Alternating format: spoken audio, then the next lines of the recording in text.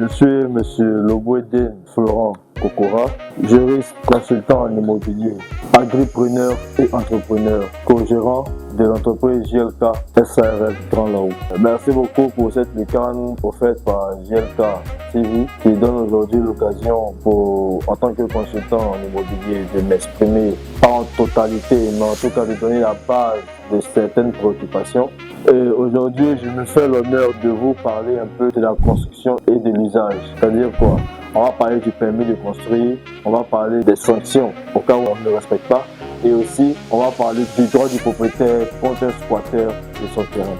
Le premier point, il faut savoir que la construction est régie par la loi numéro 2019-576 du 26 juin 2019. Instituant code de la construction et de l'habitat de Côte d'Ivoire.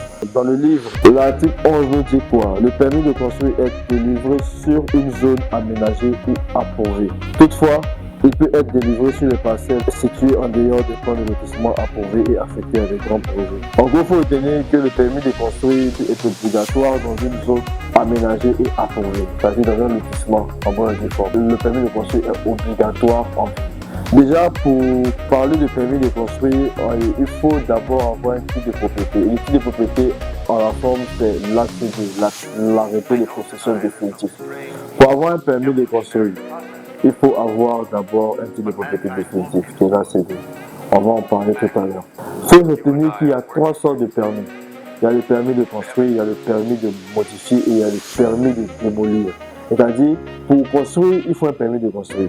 Pour modifier son appartement déjà existant, il faut un permis de modifier. Et pour même casser son bâtiment, il faut un permis de démolir. Ce qui nous intéresse aujourd'hui, c'est le permis de construire.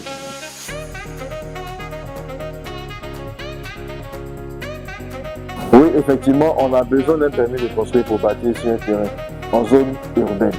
Pourquoi? Parce que toute zone urbaine a un plan d'urbanisme et un plan directeur. Donc, le permis de construire vous permet de savoir dans telle zone vous pouvez faire une villa basse, une villa duplex, un R+1, un R+2, un R+3. C'est le permis de construire qui pourra vous autoriser à faire la bâtisse que vous voulez. Si par exemple vous avez un terrain ou dans le plan d'urbanisme ou le plan directeur, c'est dans cette zone-là, il faut seulement des terrains, il faut seulement des villas basses et que vous voulez faire un R+1, vous voyez qu'automatiquement le permis de construire vous sera refusé. En ce sens-là, il vous faut forcément un permis de construire. Pour avoir le permis de construire, il y a plusieurs étapes qui aboutissent au permis de construire. Ça, je pense qu'on va en parler plus tard.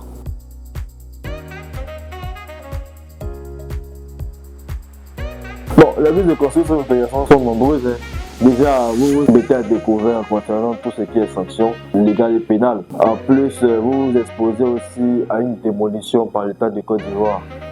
Et l'État de Côte d'Ivoire parle des services compétents en mairie, direction départementale de la construction et tout. Donc effectivement, il y a des sanctions. Et aussi, il y a des sanctions civiles et pénales, comme je l'ai dit.